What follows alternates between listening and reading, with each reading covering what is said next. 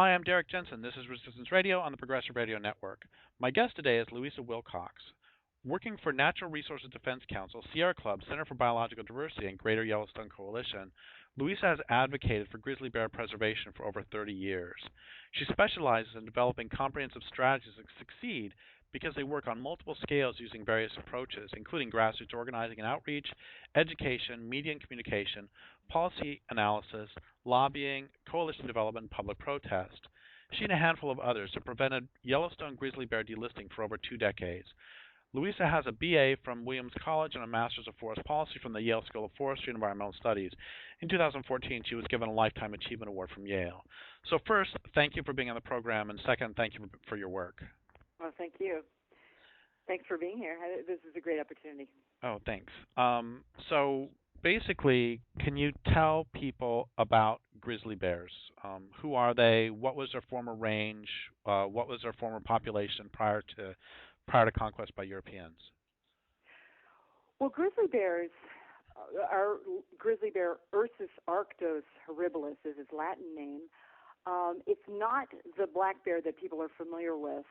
It is a very threatened bear, reduced in range now to places like Yellowstone and Glacier. Its habits are much more ferocious. It's also very secretive and very shy most of the time. It's at the top of the food chain, a large predator. And we humans have had a very interesting relationship with bears in North America, in Europe, Russia, around the world, wherever we've overlapped. And we and grizzly bears have seen in each other a lot. We see ourselves in bears. We see our emotions in bears, anger, love, humor, curiosity, and sadness. And grizzly bears have provided a window onto the health of the ecosystem for a long time. And so as goes grizzly bears, so go the health of the ecosystem. And they've been threatened for a long time, too, and never more than now, with human pressures in its last refuges as well as hostility. We continue to kill them at very high rates. And there will be more killing of grizzly bears if the federal government has anything to do with it, with proposed removal of endangered species protections maybe this year, and a trophy hunt for the first time in 40 years. If that happens, bears will be pushed right back to the brink of extinction. And that will be a very, very tragic thing, and a statement about our ability to preserve animals and ecosystems. So you talked about bears and human relationships, and you mentioned Europe as well. So are grizzlies only native to the U.S., to North America, or were you talking about other species of bears for those? No, the grizzly bear, they call them the brown bear in Europe and Alaska, but we still have grizzly bears in Romania. There's a few in Greece, even in Spain, and the border of Spain and France still today. But there are brown bears in Europe and throughout Russia, a very small population in India, for example, but it's Ursus arctos, same species. So when they talk about Kamchatka bears, are those also grizzlies then? Yes. They're very, very large grizzly bears, but same species as Okay, well. great. So what is their preferred habitat? Because we hear about like Lewis and Clark writing about them on the plains. Are they basically plains creatures, forest creatures, both? Grizzly bears are very, very adaptable, and they can live in the plains, they can live in the mountains. The one place they can't live is really hot desert because they just don't regulate very well. I mean, they've got really thick hide. They were on the plains. Lewis and Clark saw them there. They were primarily reliant on bison along the major river corridors there. There were sort of three major food systems that grizzly bears in North America relied on: the bison ecosystem of the plains, the oak ecosystem of California, Oregon, and the salmon ecosystem of the Pacific Northwest into Idaho. And of course, they eat a lot of different things. Like in Greater Yellowstone, they've got like 250 food species, but bears are big animals, and they need really big calorie foods to make it. So those oak, bison, salmon. They need, big ticket items to survive. The federal government would have you believe, in the wake of losing some key foods like white bark pine seeds in Yellowstone, that they can survive just fine on dandelions, but that actually is not really true. So I remember reading, and in fact I put this in a book I've got coming out in the spring, but I don't remember the numbers right now, that grizzly bears in the fall, when they're really putting on the weight before they hibernate, don't they eat, okay, I'm going to make up a number, and I could be way off, but don't they eat like 50,000 calories a day or some crazy number? Even more. I mean, they 70,000 calories possibly. Yeah, they are just they're in the fall, late summer, fall. What grizzly bears are doing is they are just packing on the calories, because what they're facing in the winter is 4 months of famine. I mean, they go into the den and they don't eat, drink, defecate, for several months. And interestingly, they give birth in the dead and dark of winter too. So the females are not only giving birth, but they're nursing for a month or two, 2 months before they come out in the spring. So they've got to really be in good shape to pull all that off. So in the fall, they're just, eating like crazy to do that. And they're interesting. So basically, bears get obese, but they don't get type 2 diabetes. That's why the medical community is so really fascinating with bears, because they don't get all these, physical disabilities that you or I would if we, ballooned to that kind of weight. I live in what used to be grizzly bear territory. I live on the coast of California, just south of the border of Oregon, right next to the Smith River, near it. And so I see black bears every day. And the point is that even though it's not particularly cold here, so they don't actually, capital H, hibernate, every spring the bears are fairly thin, and then all fall and into early winter, they're I mean, there's no word to use except fat. They're really, really heavy, and so I can imagine for the grizzly bears, once again, since they have to actually sleep for all that time with no food, that they just get really chubby. Yeah, they have to. They have to. I mean, and it's interesting. Grizzly bears too, and black bears too. The one common story that Native peoples around the world had about bears was the story of transformation. You watch bears; they seem to disappear. They seem to die in the winter, and then in spring they come out with new life. What is happening? That's a real trick. And no matter how much research is done, and there is a ton of research done on hibernating bears, how come they don't get osteoporosis? How come their muscles? How come they still have muscles and they can walk in the spring after being essentially immobile for so many months? How come their kidneys don't fail? How come all of these things? Science still doesn't have answers to all those questions. It's sort of a jaw-dropping phenomenon. It's incredibly mysterious and miraculous. And yet here we are, we humans, saying, oh, well, that bear's a problem. Let's just kill it.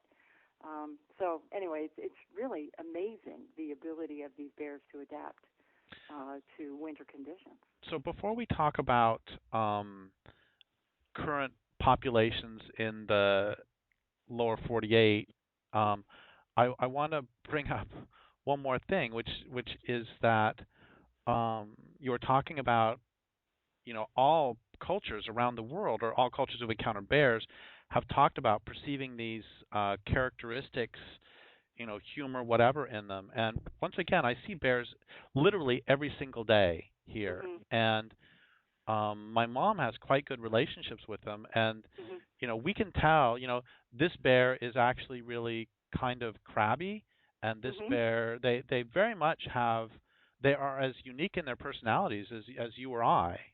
Do you have any things, any stories you want to tell about that?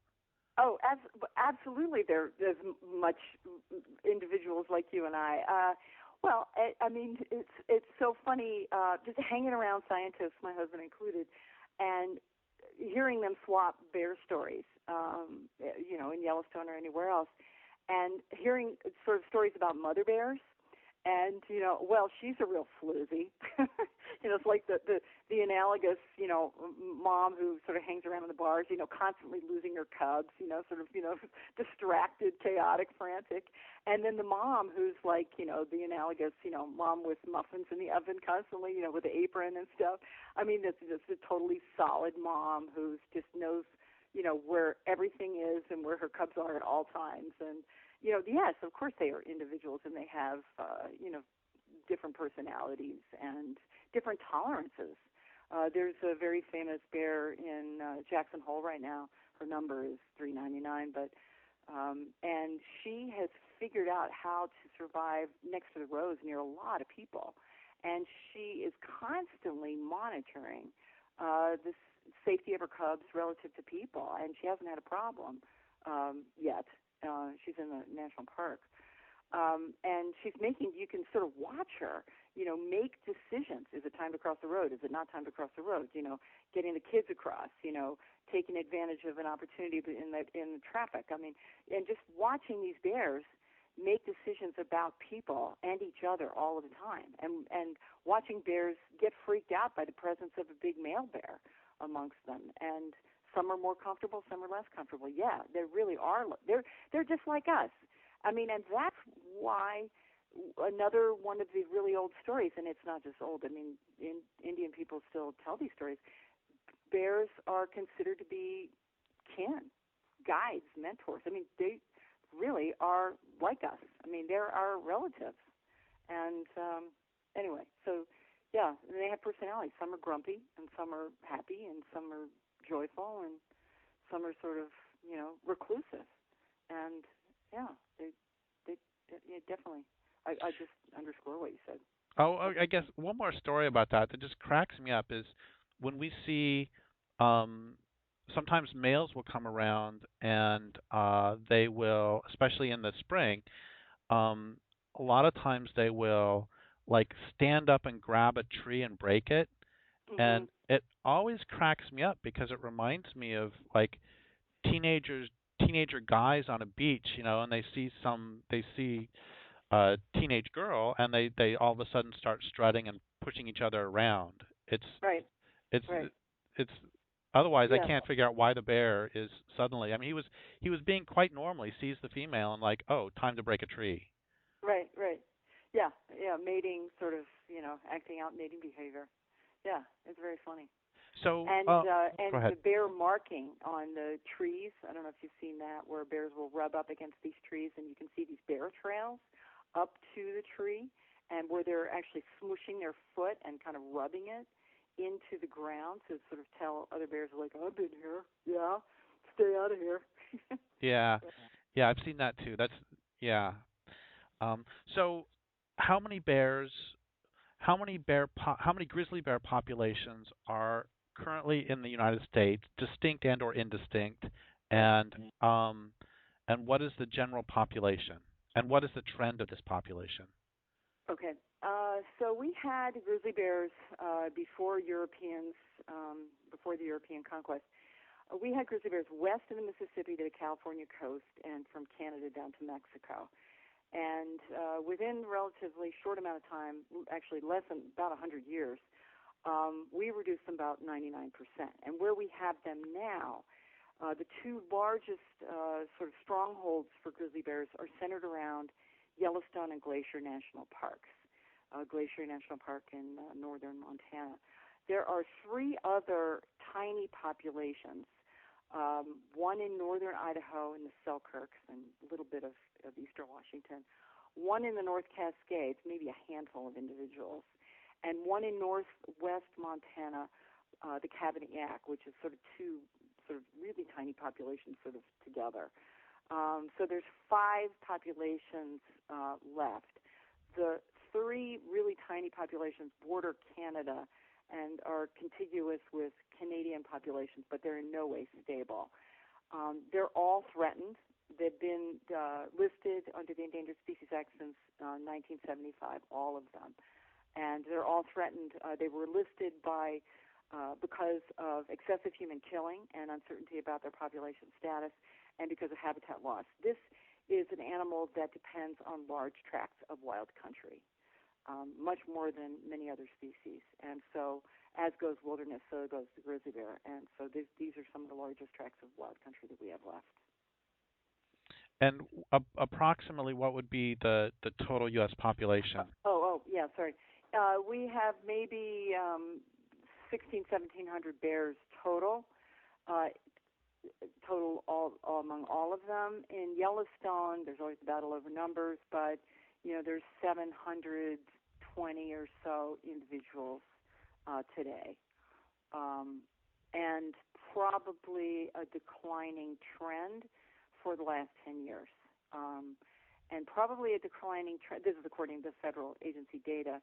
And the trend is declining for reasons that are somewhat surprising to a lot of people, and I was among the people shocked at what's been going on myself. We have had a climate-driven phenomenon.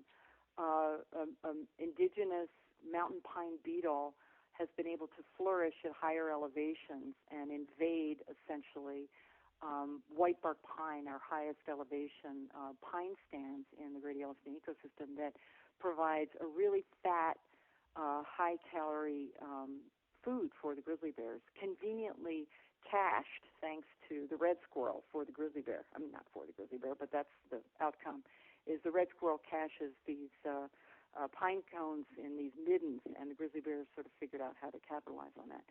And since about 2003, warming trends have allowed the mountain pine beetle to flourish at higher elevations and essentially clobbered the whitebark pine forest. And what that's done is driven grizzly bears to lower elevations where they've encountered humans, and particularly hunters in the fall, big game hunting season at higher frequency. So grizzly bears are dying from encounters with hunters and encounters with ranchers as they're seeking more meat in the form of, unfortunately, cows. And so we're having higher death rates and a declining trend for the last 10 years. But the government is moving forward willy-nilly to remove protections and start a sport hunt. Okay, did you say 1,200, 1,600? How many did you say? I said 1,600 roughly total in the lower 48 states and 720 or so in the Yellowstone, the Great Yellowstone ecosystem. Okay, so this really pisses me off that there's when I lived in Spokane, Washington, I had chickens, and I lived near coyotes, so of course coyotes would take some of the chickens, and right. I just came to agreements with them. I didn't freak out. I just figured out you deal with it, and I have read about and written about grizzly bears who have been killed for killing people's chickens in Montana. Oh, and if there were 700 million grizzly bears, then we could talk about killing a grizzly bear because it kills your chickens. But when there's 1,200 of them left in the United States, that seems completely ridiculous to me. When they eat some of your corn, or my attitude on this is like, wow, how exciting is this that I actually got to see a grizzly bear eating some corn. That would be exciting, as opposed to pissing me off because I just lost $30 worth of corn. Yeah. It's outrageous, actually, especially because there are many opportunities to coexist with bears, and there are many techniques. There are techniques including guard dogs, for livestock, bear pepper spray, electric fence to secure chickens, for example. Many preventative techniques and new technologies that didn't exist even a couple decades ago, and people are refusing to use them. And instead, it's easier to call the state and say, oops, time to get rid of this bear, he's pissing me off. And just off a threatened animal. Yeah. It's outrageous. There is a choice to coexist with large carnivores that have no place to go or not. And people are choosing not to. And not only that, there is a movement afoot. It's a state-led movement, which I think is institutionalized hostility to large carnivores because they compete with big game, the cash cows for these state agencies, elk and deer and such. The states want to reduce large carnivores, including grizzly bears, because it means more big game to them. So it's not just that ranchers want to kill them. It's the states want to reduce their numbers too. That's what this hunt's about. I want to personalize this one more time. That is my, Yeah. I live with. I've mentioned several times I see bears every day, black bears, and my mom's doors. She will at some point have to replace her doors because the bears have chewed on them, and there are strips of wood that they've torn off, like right next to the garage door. But that's and there's the back bumper. I parked my mom's car outside one day instead of in the garage, and the bears chewed on the back bumper. And there's some chew. It's like this is what happens when you live in bear territory. It's not. We haven't. If they make her too mad, she walks out and sprays them with pepper spray, and then they go away. I mean, this is just pissing me off that especially because black bears are not particularly rare. But if you have only 1,200, this is just dreadful. So let's go back a second, and you talked about hostility to predators, and I just a few days ago interviewed Michael Robinson about the war against wolves, and you talked about a reduction of 99% for the grizzly bears. Would you also say that there has been, this may be a stupid question, would you also say there has been a war against grizzly bears the same way there's been a war against wolves? Yeah, absolutely. I mean, the westward European conquest was a war against the wilds, and that was the war against wolves and grizzly bears and bison and native peoples. I mean, it was a war against anything that threatened, the so-called civilized way of life, and it was fairly organized, equipped with the Bible. So that's yes, absolutely. And is there the same sort of visceral hatred of grizzly bears among many of the, say, ranchers or the population in general in the region as there often is? Oh, back up again. Also, I interviewed somebody about jaguar reintroduction to a section of South America, and they said they're actually the locals. He says it's an entirely different ranching community where they actually don't hate jaguars there. They can perceive it economically that if their jaguar eats one of their cattle, they are annoyed because they lost a cow. But there isn't that same visceral hatred. And is there the same visceral hatred of grizzly bears that we often perceive as that we hear about all the time for wolves? No, I don't think there is. In my experience, and I've worked a lot on wolves as well as grizzly bears. Grizzly bears happens to be my complete and utter insane passion, but I've worked a lot. I was involved in the reintroduction of wolves in Yellowstone and stuff, and so I've been to a lot of hearings and talked to a lot of people about wolves too, and I have not run into that kind of amazingly deep-seated hatred of wolves, of grizzly bears as has happened, as I've seen with wolves. But they're inconvenient. They're big and they eat cows and they're inconvenient. I remember there was a woman I talked to who was terrified of bears. She wouldn't go into grizzly bear habitat. She wouldn't camp in grizzly bear habitat. And she was well aware that most of the grizzly bear attacks were females defending their cubs. And her remark was really straightforward. She says, I wouldn't go into grizzly. I'm not going to go camp in Yellowstone, but mom's got to do what a mom's got to do. And I thought, that's really interesting. It wasn't like kill the damn bears. It was like this begrudging respect. And I've run into that begrudging respect from other ranchers, like this, they're kind of, bears are kind of this endangered, individualistic Westerner too. They're not romanticized. Really by the ranchers, but there is this begrudging respect. But they are a pain in the ass to people, and there are certain pockets, like this one area, the Upper Green River Basin in Wyoming, not too far from Jackson, where grizzly bears were eating quite a few cows, and these ranchers happen to be politically well connected and very conservative, and if a grizzly bear hunt ever gets institutionalized, and hopefully we're going to be able to stop it, that's where the hunting is going to be an extermination hunt, and the rancher is going to be behind it. So it's, while it's not, hatred is not widespread as with wolves aimed at grizzly bears, there's still places like that area where, if they get a chance, there are going to be no more grizzly bears to save the cows. are there the same sort of programs for grizzly bears eating cows as there are for wolves killing cows, where if a grizzly bear eats your cow, then you will get paid? Yes, yes, and the compensation, financial compensation program, and some states, Wyoming in particular, they pay more than what the animal's worth. I mean, it's incredible. See, this just blows me away too. Sorry, go Yeah. ahead. No. I mean, it blows me away that the taxpayers subsidize the paying of more than the value of the animal to, in the case of this Upper Green River, these are not, marginal ranchers. These are millionaire ranchers who are heavily subsidized on public land anyway, who are, who are who are providing habitat for threatened species and then lose a cow and get, paid for again by taxpayers for the loss of an animal. It drives me nuts, actually. Well, this also is just, honestly, if I were a cattle rancher in that area and I was getting paid more than market value, I would be putting out like bear calls or something, because you're getting paid more. I mean, the cow's going to get killed anyway. So well, and that's actually happening. There's enough leaks in the Forest Service and some of the agencies that are monitoring, like that particular situation, where sick calves are being left and not doctored so they can be bear bait, essentially.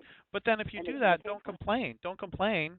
Right. I mean, that you think that if you're getting paid more than market value, you would want the grizzly bears there, because you're actually going to make, $1,100 for a cow instead of $1,000 or whatever. You're going to make more for a cow than you would if you sold it to a packing plant. So you'd think you would welcome them as a capitalist. But it's not that. That's the rational response. I mean, these people are trying to have it both ways. If you got a hotline to the governor and you can get paid and you can whine and get ink, you're going to do both. Yeah, I hear you. It just makes me mad. Yeah, it's infuriating, and it's sort of the myth of the cowboy. It's impossible to. I mean, it's not impossible because here I am challenging it, and you are too. The myth of the cowboy is so powerful. This romantic view of the cowboy in the West can do no wrong, but here, grizzly bears, the ranching related cow losses are one of the leading causes of grizzly bear deaths in Greater Yellowstone now. And most of the ranchers are not trying. And I should say some ranchers really are trying. There's one friend of mine who's a rancher in Montana, and she has a lot of grizzly bears on her place. And she has heavily armed cows in the form of these ancient cows with huge horns. And she does not have a problem. She does not want a problem, and she's going to have a problem. She's going to do something about the cows, not the bears. And so, ranchers are just like, anybody else. There's huge variability. But and she loves having the bears, and she's like got tons of pictures of them, and but so they're all different. But there are too many whiner ranchers who are not trying very hard. So I did the math on, I don't know if you know, I don't remember the name, but there was a rancher in upper central Washington who lost some cows to wolves and then made this big deal. He made a big political point out of it. They killed the entire wolf pack because of it. And I actually did the math. They made it sound like this guy was going out of business because he lost like 5 cows. It ends up that he runs, I don't remember the numbers now, but this represented like a half of 1% of total loss. And I was thinking, any business that can't survive a half of 1% loss shouldn't be in business anyway.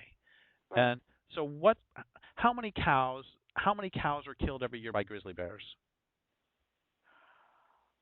I'm not sure total. Last year was a big year of cow losses, and I think there were like 80. 80 out of how many cows total in Montana / Wyoming? In the Greater Yellowstone, there's like 400,000. So in other words, this is completely trivial. Totally. Yeah, and so let's step away from ranchers for a second and pretend that ranchers and hunters weren't killing any grizzly bears.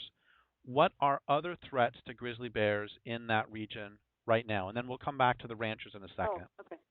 Yeah. So the uber threats are ongoing high levels of killing.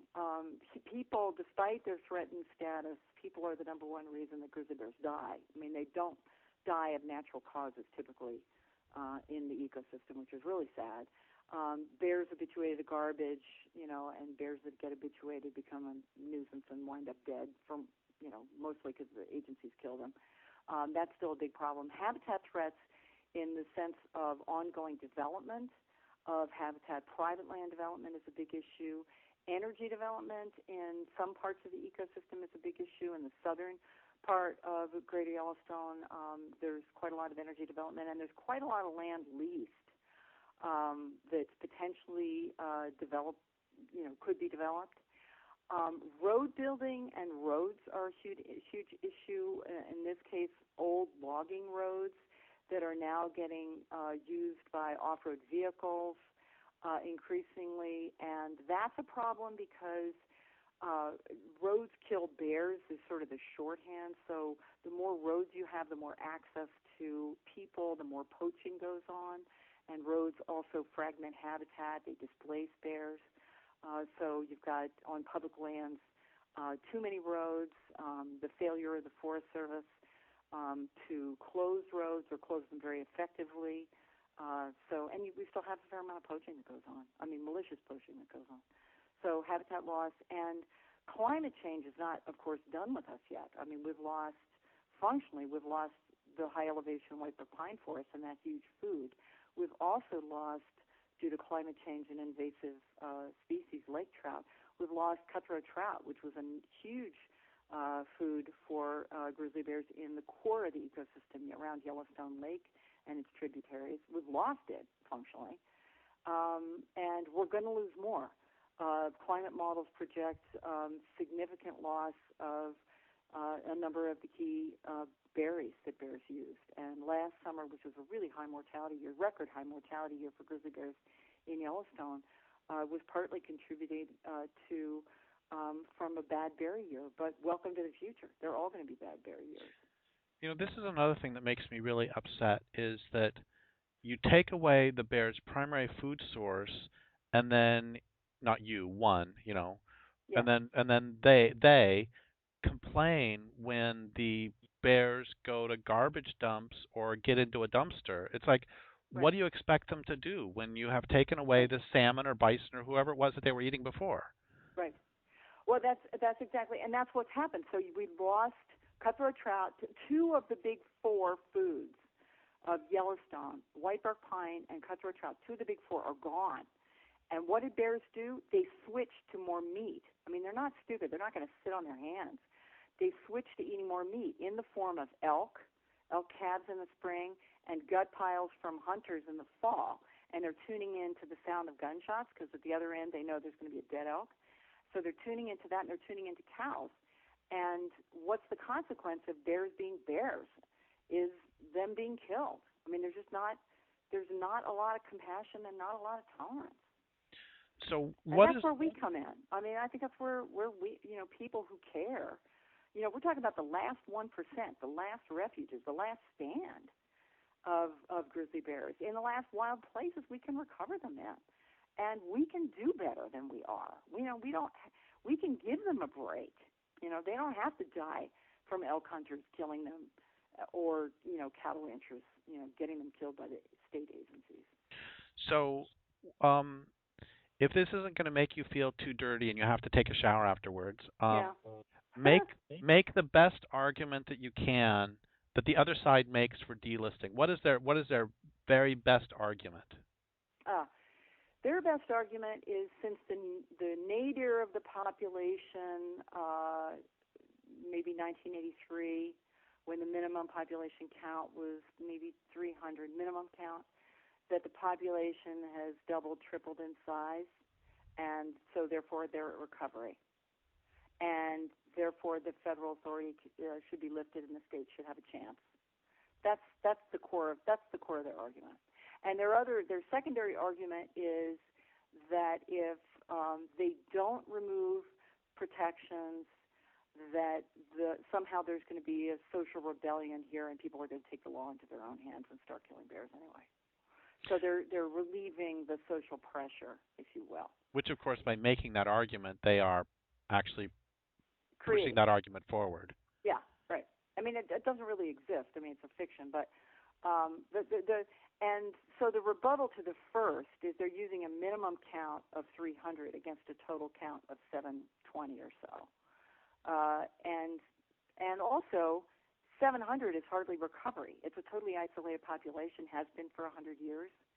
No conservation biologist would claim success at 720 of an isolated population, permanently isolated. And even Fish and Wildlife Service says it's going to be on permanent life support. You're going to be importing bears every 10 years or so because of genetic problems. And so my response is, hey, if we can reconnect Yellowstone bears naturally to Canada through central Idaho, of course we have to get bears recovered in central Idaho, Frank Church River of No Return, the Salmon Selway system, and connect bears on up into Glacier and the Canadian wilderness, let's do it. The land is still there. And, of course, we'd have to work with local communities and institute coexistence programs so bears don't get into trouble with garbage, et cetera. But let's try to do recovery in the natural way instead of relying on some artificial resuscitation program forever. So that's my response to the numbers. And the more science there is on numbers and recovery numbers look more like what real recovery looks like is more like 5,000. Some would say 10,000. We're never going to get to 10,000 probably in the lower 48 states without a lot of work, but we can certainly get to 5,000. And we can get bears in other places that we haven't thought of. There's still suitable habitat in California. There's still suitable habitat in the Southwest on the border of Arizona and New Mexico. It'd be very cool to get grizzly bears back into an oak ecosystem. As those foraging behaviors have gone. Bears will figure it out instantly. And so we've been narrowly constrained in terms of our vision, our imagination, to where bears were relegated at the time of listing, not where suitable habitat still remains. So, the Southwest, there's still habitat in Colorado. There's still lots of, Oregon, there's still lots of suitable habitat to support, recovered populations. And yet Fish and Wildlife Service, all they can talk about is removing protections because they think they're saving the Endangered Species Act by giving the states, authority, which is a silly argument. You're never going to satisfy the states of Idaho and Wyoming and Montana by giving them authority over large carnivores. All they're going to do is kill them down to promote their big game herds. Yeah. Do you want to give one or two sentences on? I lived in North Idaho for a few years. I lived in northeastern Nevada for a couple of years before that. I lived in eastern Washington for 10 years. So I'm one of the high points of my activist career was when I told Jim McClure that I wanted to see him on trial for crimes against nature. Good for you. Yeah, the security came in and removed me. Yeah. But anyway, leave that aside. So can you give one or two sentences for people who might live in the east or the south or something about just how bad environmental politics are in Idaho? Well, Idaho, unfortunately, is not that much different from Wyoming and Montana, but Idaho is a strangely regressive. It's hard to my orientation to Idaho is eastern Idaho, so far eastern Idaho in the Greater Yellowstone, where it's the ethic of use and domination and death taken to an extreme of killing anything that gets in your way. I mean, it's sort of the relic of the Old West, sort of romanticized in a crazy way, and politicized. So that your James McClure is former senator of Idaho is alive and well in the form of the current suite of state elected officials, and similarly in Wyoming and similarly in Montana, that the politics of the past are still in office in these states, and that despite the fact that East Coast people, myself included, moved out to the Northern Rockies and are living there. We haven't changed the politics enough, nearly enough. So the politics of the past are still in the legislatures, calling the shots, ruled by agriculture, essentially, agriculture and hunters, and kind of a morality of the past, of domination and death. And so you've got this strange juxtapose of these newcomers who are bringing with them, they're coming to the mountains, they're coming to see wildlife, they're coming to live, next to big rivers and to be in the company of wild animals and wildness, and they're coming because they respect and revere wild places, and yet you wake up and you're going, whoa, who's in office here? And you realize that they're from an ethos of a different time, and they're in charge, which is why we can't give the keys to the car to the states for large carnivore management for wolves or bears, grizzly bears. I mean, and black bears, mountain lions, the same thing. I mean, they're all suffering. It's the wild other. It's better off dead in their view. So we have at the state political level, not individuals necessarily, but that's the ethos of who's in charge, and that's frightening, I find. Yeah, completely. We have about 7 or 8 minutes left, and no, it's great. This is fabulous. And a question before we get to more on the delisting. Say the land was there, and say the agreements were in place. Are grizzly bears really good at re-inhabiting like wolves are? Can they, if it was open to them, would they connect? Would the Yellowstone bears connect to Canada pretty quickly? Well, so two answers to that. First, grizzly bears are really good. They're constantly monitoring their ecosystem all the time. They're keeping track of what species of plant is edible at what season and nibbling this and nibbling that and testing this. So it won't take them long to figure out what is usable from a bear standpoint at what time of year. So that they'll totally figure that out. But they're slower to recolonize habitat because the way bears do it, in contrast to wolves, is a grizzly bear daughter sets up her territory. They're not really territory, but her range next to or within the range of her mother, so that grizzly bears expand their range fairly slowly. It's mother to daughter to daughter. So it's a slower recolonization process than what you could do with wolves, that can, move hundreds of miles fairly quickly. But grizzly bears can figure out the habitat well. I mean, and they've certainly proven evolutionarily that they can do it. But they have to be given the time. But they're figuring it out now. I mean, bears have moved further west from Yellowstone into the westward range called the Centennials, and they've recolonized the Gravelies already, where people actually are reasonably tolerant, which is cool. And they, so given a chance, if they're not hunted down or hunted to extermination again, which is really easy to do. And one thing I haven't said, but I need to say, is one reason that bears are really hard to recover and really easy to exterminate is that they have the lowest reproductive rate of any mammal in North America. So a grizzly bear mom doesn't reproduce till she's like 4 or 5, and then she has very small litters. She doesn't, has a litter every other year, every 3 years, and 1, 2, maybe 3 in a litter. So a grizzly bear in Yellowstone has a hard time replacing herself with another reproductive female in her lifetime. So you can't kill that many grizzly bears without affecting the recovery rate of the population. That's why killing matters, and that's why a sport hunt matters. Yeah. So we have 3 or 4 minutes left, and so what would happen? Okay, tell me what the processes are of what they are trying to do to delist and what people can do to stop that delisting. Okay. The U.S. Fish and Wildlife Service, that has authority over recovery of endangered species, is going to propose removing protections early in 2006. We're not quite sure. And return authority to the 3 states of Idaho, Wyoming, and Montana, all of whom have plans to hunt, and all of whom will kill grizzly bears much more aggressively than is being done now.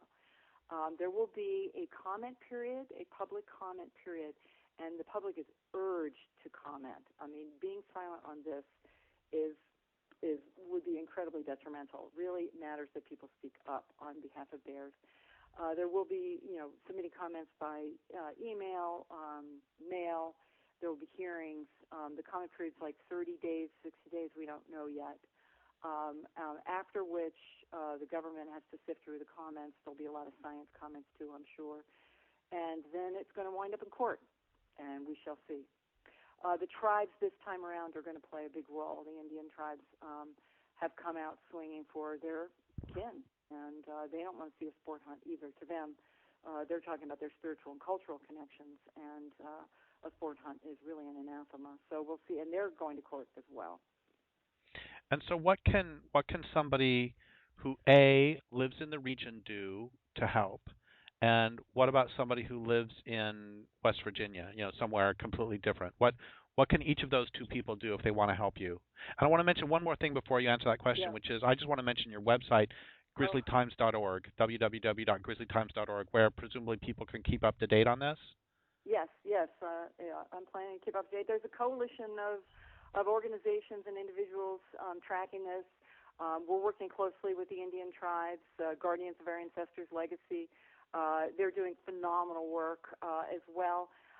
This is a public, animal in public habitat, and so it really shouldn't matter if you're from the region or from West Virginia. So it matters that you weigh in.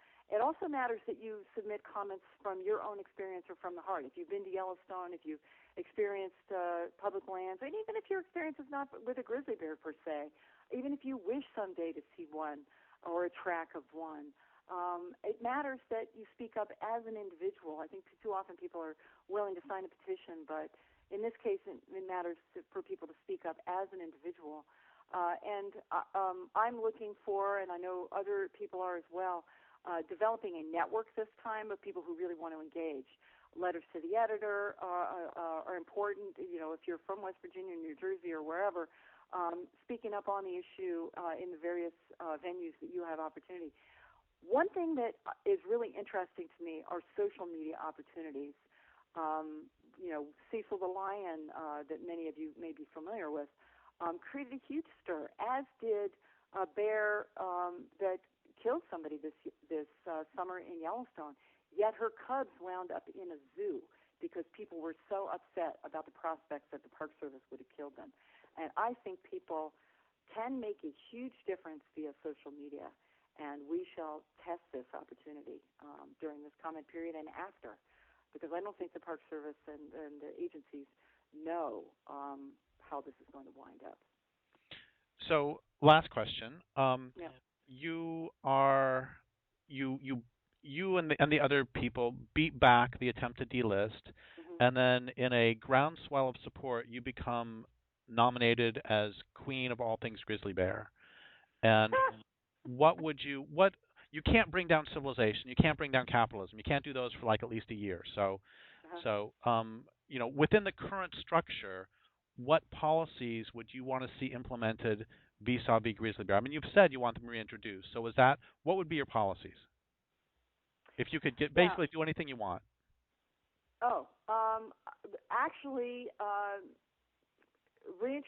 Reintroducing grizzly bears to central Idaho is key because there's plenty of suitable habitat. Keeping them on the list everywhere is key because without that we can't, we don't have a starting base to get to recovery, although we're still a long ways away from it. And preventing any additional habitat loss as grizzly bears try to compensate for the loss of foods due to climate change. So no more road building, no more energy development in grizzly bear habitat. Just no more of grizzly bears. We've all compromised enough until grizzly bears have until things have settled down and grizzly bears have adjusted to the changes that have already taken place. I would also institutionalize a coexistence program that's really serious, that doesn't allow people to just kill bears if they have a problem, that says you have to try. And trying means, trying to reduce conflicts with cows. Not letting people just claim self-defense and kill a grizzly bear over a carcass, which is happening now. You have to try to resolve your differences. Well, I would like to thank you so much for your work, and thank you for being on the program. I would like to thank listeners for listening. My guest today has been Louisa Wilcox. This is Derrick Jensen for Resistance Radio on the Progressive Radio Network.